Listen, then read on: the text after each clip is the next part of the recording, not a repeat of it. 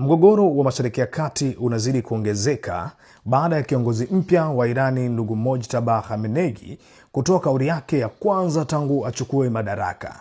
Katika hotuba iliyosomwa kupitia televisheni ya taifa siku ya Alhamisi, Khamenei aliahidi kwamba Irani itaendelea kupigana dhidi ya maadui wake, hasa Marekani pamoja na Israeli.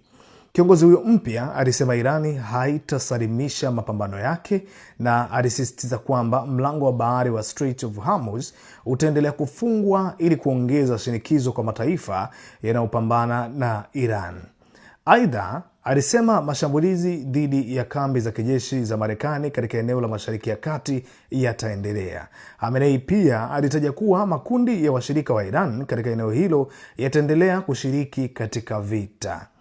Kwa mfano, alisema wapiganaji wa Houthi Movement nchini Yemen wataendelea kushambulia malengo ya maadui wa Iran, huku makundi ya kijeshi nchini Iraq nayo yakionyesha utayari wa kusaidia kile anachokiita mapinduzi ya Kiislamu.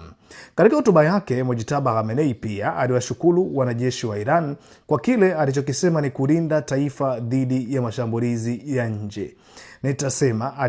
Nitanukuu, alisema, "Napenda kuwashukuru wapiganaji jasiri ambao wanafanya kazi kubwa wakati nchi yetu iko chini ya shinikizo na mashambulizi."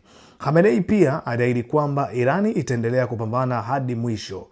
Uongozi wake ulikuwa baada ya kifo cha baba yake Ali Khamenei ambaye aliuawa mjini Tehran tarehe 28 Februari wakati wa mashambulizi yaliyohusishwa na Marekani na Israeli mwanzoni mwa vita vinavyoendelea Mashariki ya Kati.